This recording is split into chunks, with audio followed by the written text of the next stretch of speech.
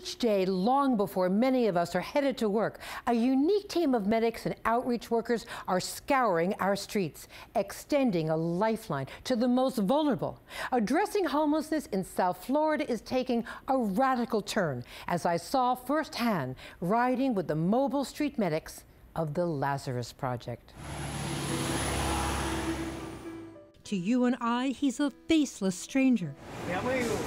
A man who was living in a discarded cardboard box, nudged in a doorway on a busy downtown Miami street.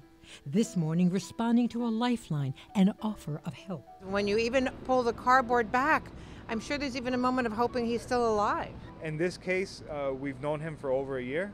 So as you can see, he trusts us right away. Miguelito, as he's known, and dozens of others like him, are searched for every morning and attended to by a unique medical and outreach team that scours the Magic City streets.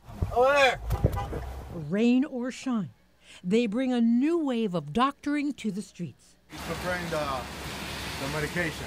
They bandage wounds and lives. They are the face of the Lazarus Project. For this team, there is an urgent mission. It is delivering help and hope to the most chronic of homeless, so many of them suffering from mental illness, some of them on the streets for decades or more. Everybody here cares about the people that we're trying to help.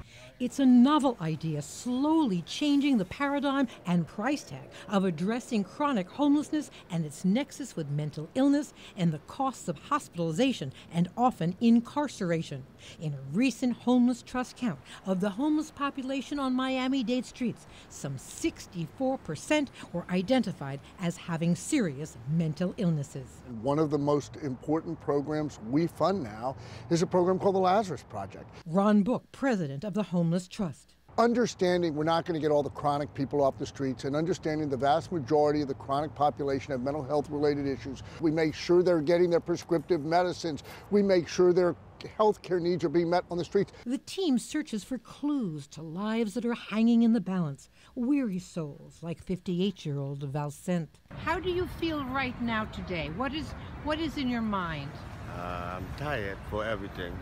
I'm so tired for everything. And the Lazarus program is about showing them that we are prepared to embrace them and bring them and help them and take to meet their needs on the street if necessary, hoping that at some point they're going to come in. We're talking to them every day. The project is the brainchild of Lázaro Trueba, a 20-year veteran of Miami's homeless assistance program. Devoted, driven, he goes where many wouldn't venture. So right now, what's the mission? To find Jesse, a.k.a. Bigfoot. And when you see him, you know why we call him Bigfoot. Today is when he gets his monthly injection, so yeah, we need to find him. Amid torrential rains, the team is driven to locate Jesse, to administer a shot that has stabilized his world.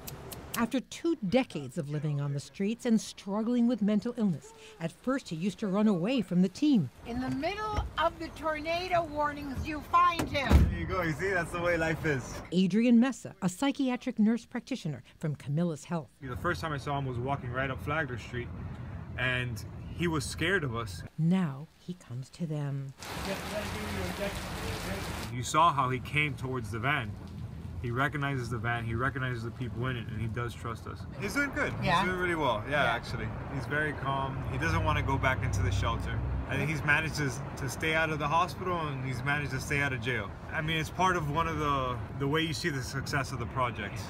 Because not only are you improving somebody's quality of life, but at the same time, you're also saving taxpayer money by keeping these people out of the hospital and out of the jail. Beyond distributing medicine, their bonds are palpable. Acts of kindness sweeten life here. There's joy in not just giving Jesse a new pair of dry sneakers, but in the tying of his laces. Because a lot of people might ask, you know, what's the cost of this project? Right? And the truth is, what's the cost of not doing this project? And from there, they're in better position to decide to come here to shelter. And we know that we're reaching people that otherwise we could not reach and we could not fulfill their needs. The Lazarus Project committed to doing it. One round, one visit, one pair of old sneakers, one emptied cardboard box at a time. The Lazarus Project was named in a nod to two men.